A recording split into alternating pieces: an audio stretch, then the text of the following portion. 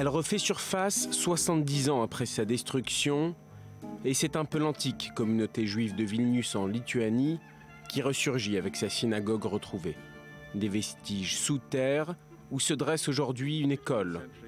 Cette synagogue était la plus grande de Lituanie. On l'appelait le Petit Sanctuaire, en référence au Temple de Jérusalem. Comme la plupart des édifices de la culture juive d'Europe de l'Est, la grande synagogue a été détruite pendant la Shoah. Une équipe commune d'historiens des antiquités d'Israël et de Lituanie vient d'identifier ces restes. Un radar conçu spécialement pour la mission a été utilisé pour sonder le sol.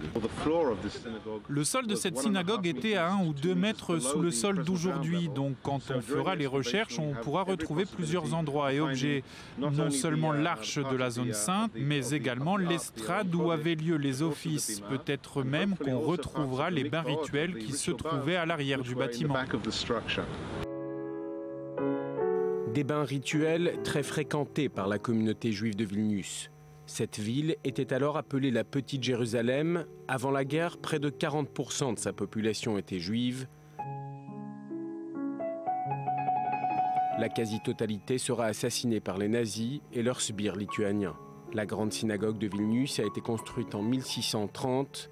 Gravement endommagée par les nazis, le bâtiment et ses annexes seront rasés dans les années 50 par les soviétiques. La légende raconte que le bâtiment était si grandiose et imposant que Napoléon, de passage à Vilnius pendant la campagne de Russie, l'aurait longuement admiré depuis le seuil.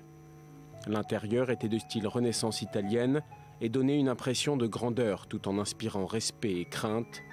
Il fallait descendre quelques marches une fois entré dans le bâtiment.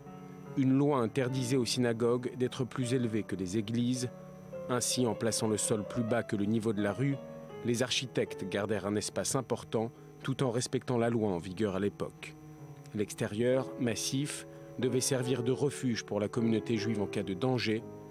Lors des grandes fêtes, la grande synagogue pouvait accueillir jusqu'à 5000 fidèles.